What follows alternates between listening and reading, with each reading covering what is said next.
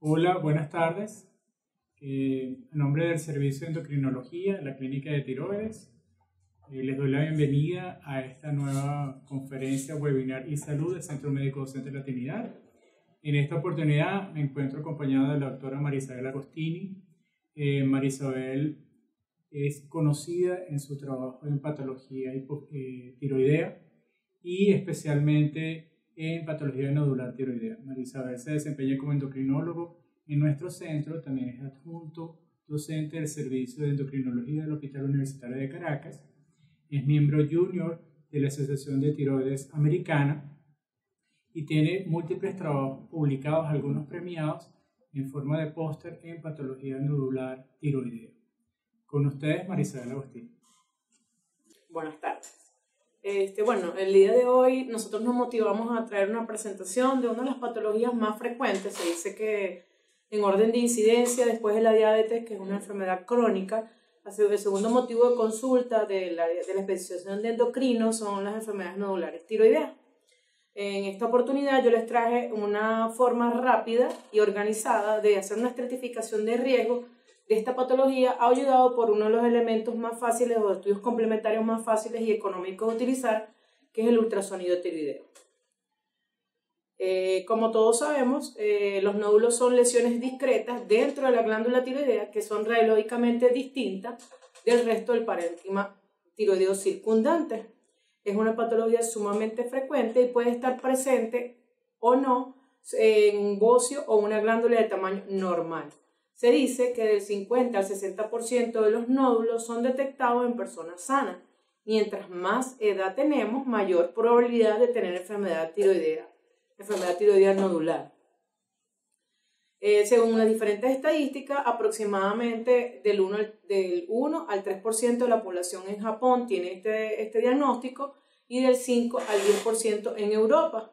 Aquí lo importante de todo es saber que solamente del 1 al 5% de los nódulos tiroideos son cáncer, a pesar de que es una patología sumamente frecuente porque se dice que cada 5 a 10 casos por cada 100.000 personas, solamente está el mismo porcentaje que va a tener el diagnóstico de cáncer.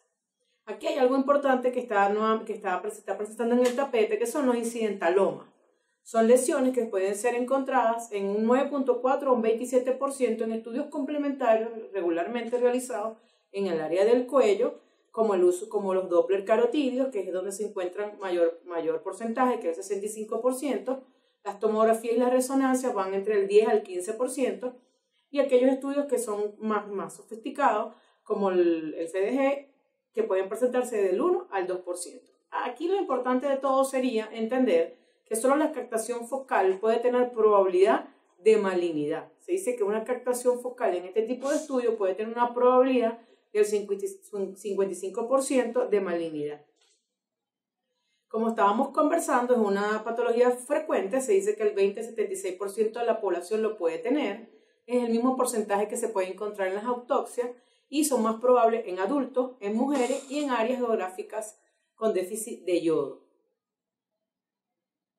Lo importante que queremos explicarles acá es que el ultrasonido tiroideo es la herramienta más fácil, la que tiene mayor sensibilidad para la evaluación de las patologías nodulares o de las patologías tiroideas total. Esto prácticamente es una evaluación de la parte de la ecoestructura y que permite también hacer diagnóstico de aquellas patologías funcionales que tienen cambios específicos a la hora de realizar un ultrasonido tiroideo. Otro objetivo principal son la diferencia entre nódulos sólidos y quísticos versus solamente es un nódulo único o múltiple, y aquellos nódulos menores de 1 centímetro que son difíciles a la palpación pueden ser encontrados con este estudio complementario. Precisar volumen de la glándula tiroidea, medir las medidas específicas del nódulo para así poder tener un volumen total de la lesión, evaluación del patrón ecográfico, la ecogenicidad de los nódulos, y también es una herramienta sumamente importante para el rastreo de cuello, más que todo los ganglios linfáticos que forman parte de toda evaluación de patología tiroidea. Los objetivos, actualmente existen muchas guías que están encargadas o se han motivado a tratar de organizarnos un poco más de cuáles son los objetivos para evaluar la enfermedad nodular.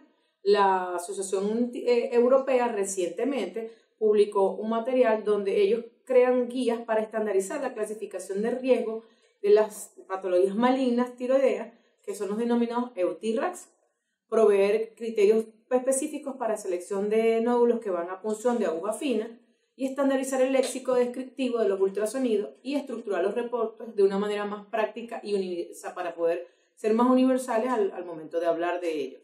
Proveer guías prácticas para las imágenes ecográficas.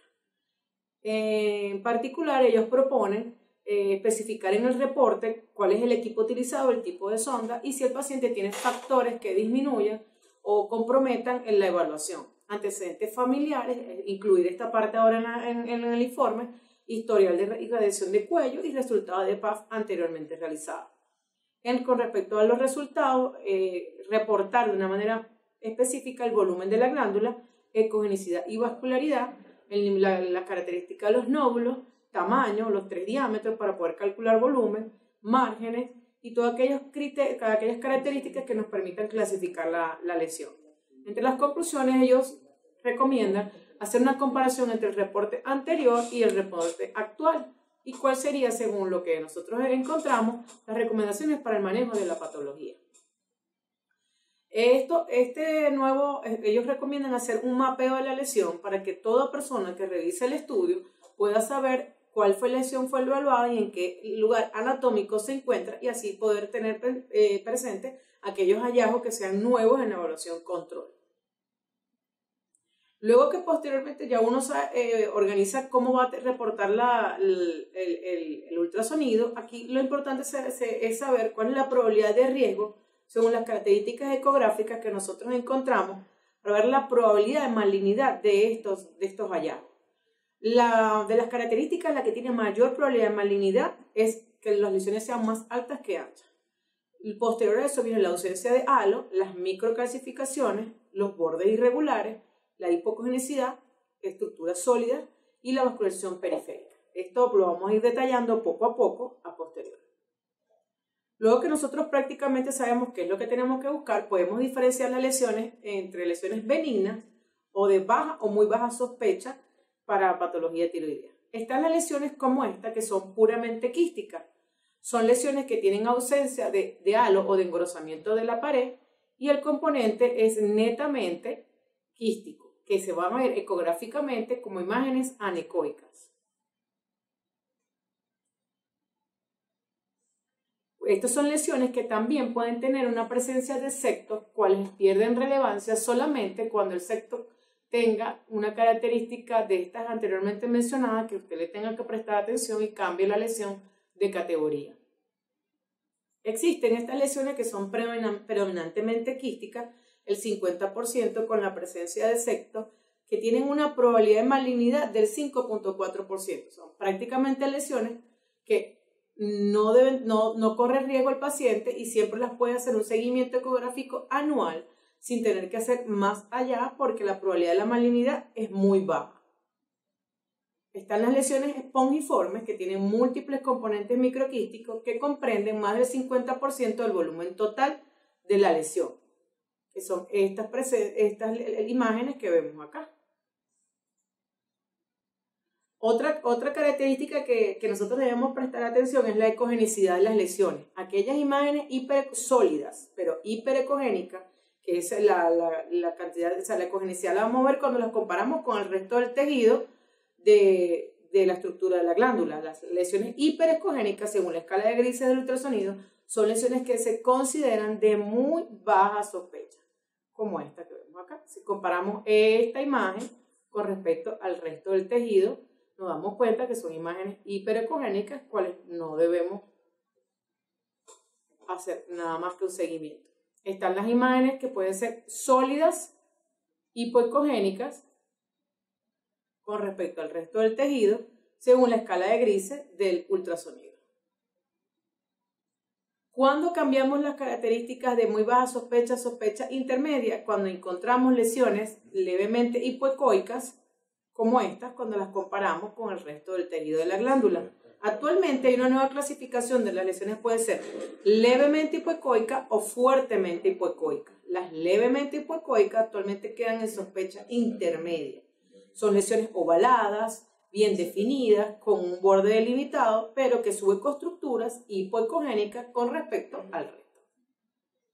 Otro hallazgo que hay que prestar atención son las macrocalcificaciones. En este caso en particular vamos a observar estos aros calcificados o bordes calcificados curvilíneos que se pueden presentar al margen de la lesión, que si son de manera continua, donde no vemos disrupción, son lesiones que no las podemos dar como sospecha intermedia y no las tenemos que cambiar a una clasificación de alta sospecha. Las macrocalcificaciones, son lesiones o focos ecogénicos mayor de 1 milímetro de tamaño que dejan sombra posterior. Otra de las características que ya mencionamos al inicio, que es una de las más importantes, son aquellas lesiones que presentan que son más altas que anchas en el corte transversal. Son lesiones que son predictores hacen predictividad de malignidad. Tienen una especificidad del 90%, pero son poco sensibles. Tienen un valor predictivo negativo del 40%. Indiferentemente la forma oval, redondeada o irregular, toda imagen que en su ratio tenga mayor de 1 el diámetro anteroposterior con el transversal son lesiones que hay que prestarle atención. Otra característica muy importante son las microcalcificaciones. Son focos pequeños, hiperecogénicos, menor de 1 milímetro, que dejan sombreado posterior. Cuando se realiza el eco, hay que aprender también a diferenciar los llamados colas de cometa. Las colas de cometa son imágenes ecorrefringentes que dejan en el posterior de la imagen, no dejan una sombra, sino que dejan una imagen hiperecogénica corrida que no están relacionadas con malignidad. En las nuevas publicaciones se ha hablado de un punteado hiperecogénico de significado incierto. Son lesiones que no tienen ni una característica ni otras, que usted en el contexto de la evaluación de todos los hallazgos, usted decide a qué lado la va a colocar, si son de alta sospecha o de sospecha intermedia.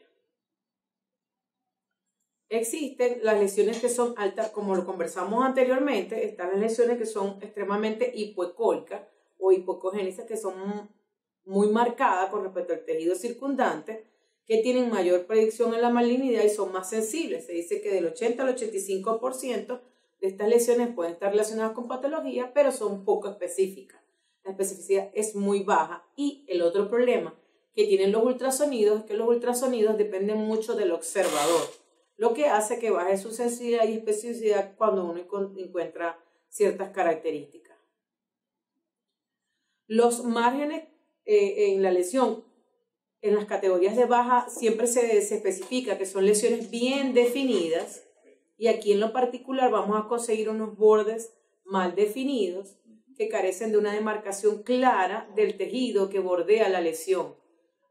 Alguna literatura refiere que al presentar mayor del 50% del perímetro son lesiones que se deben describir como lesiones con márgenes irregulares o mal definidos, como lo vemos acá.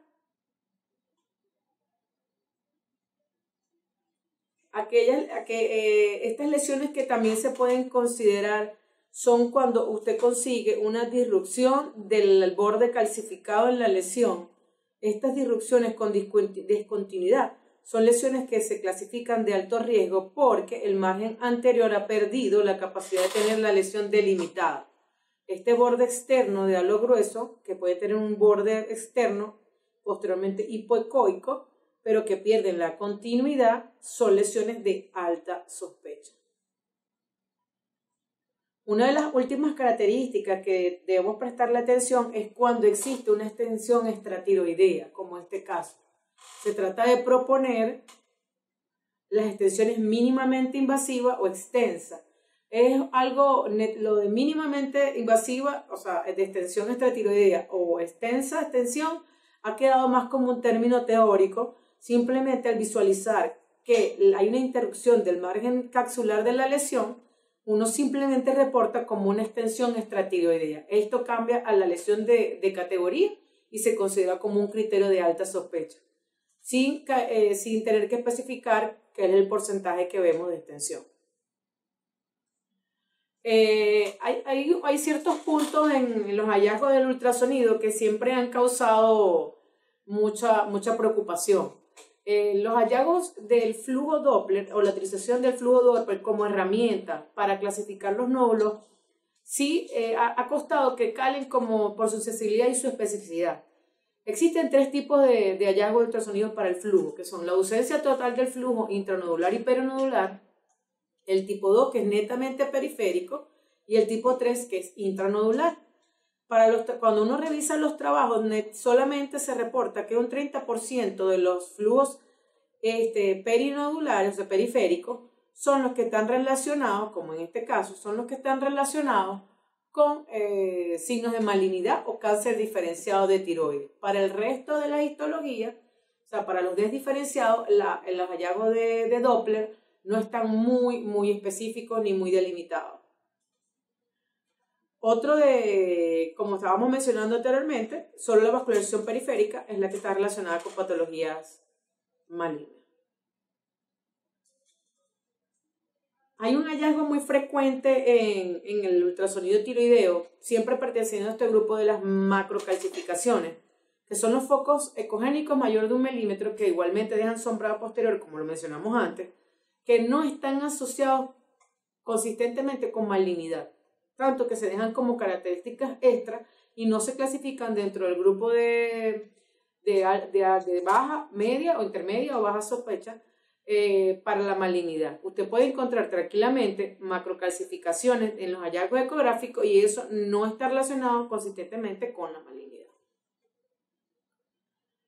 Otro recurso que podemos utilizar que se ha utilizado en varios trabajos es utilizar la elastografía, que evalúa la rigidez tisular de los nódulos tiroideos. Esto tiene una alta sensibilidad con un valor predictivo negativo del 97% y puede, en conjunto con otras características, puede facilitar o puede aumentar la sensibilidad de esta herramienta. El software de la elastografía es un poco costoso y difícil para utilizar, lo que no ha permitido mucho que cale como herramienta para la evaluación de los nódulos tiroideos.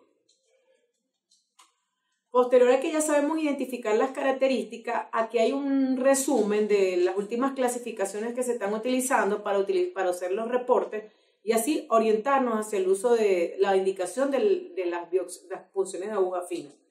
El Colegio Americano de Endocrinología tiene una clasificación que simplemente tiene 3 grupos de riesgo, que es bajo riesgo, un riesgo intermedio o un riesgo de alta sospecha. Y la Asociación Americana de Tiroides tiene, en el 2015, publica su clasificación que es muy similar a la del TIRAX, que es utilizada actualmente por el Colegio de Radiología, fue publicada en el 2017 con muchas similitudes y a finales del 2017 fue publicada el EUTIRAX, que es una copia similar al TIRAX, donde tratan de crear sus clasificaciones para poder tener mayor criterio de selección de pacientes. Básicamente, las clasificaciones que tienen son más diversas, o que tienen más subclasificaciones, son aquellas que tienen mejor correlación con la histología. Aquellas clasificaciones como la del Colegio Americano de Endocrinología pierde cierta sensibilidad, siendo más específicas estas clasificaciones que tienen lesiones como la del ATA o la del TIRAS, que tienen lesiones benignas, lesiones de muy bajo riesgo, lesiones de bajo riesgo, donde prácticamente usted va cambiando la lesión, depende de los hallazgos y depende del tamaño de la lesión, usted puede indicar o no la punción de aguja fina. De una manera más práctica, lo que se hace es tratar de englobar todos los criterios de alto riesgo y según la escuela que usted decide seguir, o sea, según los criterios que usted decida seguir, ahí le especifica cuál es el tamaño que debe punzar. De una manera más resumida, esto lo vamos a encontrar en este cuadro, donde aquellas lesiones mayores de 20 milímetros, solamente recomienda, el Colegio Americano es el que recomienda hacer una punción de aguja fina. El resto de las clasificaciones esperan tener un tamaño un poco, o sea, más representativo. Ellos refieren tener lesiones mayores de 2 milímetros solo cuando son de muy baja sospecha, de bajo riesgo, y el TIRAX no recomienda hacer ningún procedimiento. Para aquellas lesiones de baja sospecha hay una probabilidad del 5 al 10% de la malignidad, y aquellas lesiones que tengan mayor de 15 milímetros o mayor de 25 milímetros en la del T-RAX son las que están indicadas a hacer una punción de aguja fina. Para aquel grupo que tenga sospecha intermedia o sospecha, o sea, intermedio o moderadamente sospechoso, aquellas lesiones de 15 milímetros, se les recomienda hacer una punción de aguja fina. Para el último grupo, que es el de alta sospecha o el de riesgo alto, toda lesión mayor de 1 centímetro, 1 milímetro, se le debe realizar una biopsia. Para lesiones menores de 1 milímetro, todas las categorías, o sea, todos los grupos han dicho que queda prácticamente a decisión del tratante o del operador realizar el procedimiento. Posterior a que se seleccione qué procedimiento, o sea, qué categoría está la lesión, ahí decidimos con qué frecuencia le vamos a realizar un ultrasonido tiroideo a la paciente. Aquellas lesiones que cayeron en categoría de muy bajo riesgo, se le puede realizar un ultrasonido a los 24 meses. Aquellas lesiones que cayeron en el grupo de intermedio o de baja sospecha, se les realiza un ultrasonido a los 12 o 24 meses. Y aquellas lesiones sospechosas que cayeron en la categoría de alta sospecha, se les realiza un ultrasonido a los 6 o 12 meses. Para los grupos que cayeron en categoría para realizar punción de aguja fina, los que tengan criterios de alta sospecha, se les puede repetir, bueno, ya eso sería tema de otra charla, pero cuando usted tiene una lesión de alta sospecha y decide hacerle un control ecográfico, ellos recomiendan que se debe realizar a los 12 meses. Para el resto de los grupos, relativamente depende de donde se vaya ubicando la lesión, se va colocando con qué continuidad va a ser el procedimiento.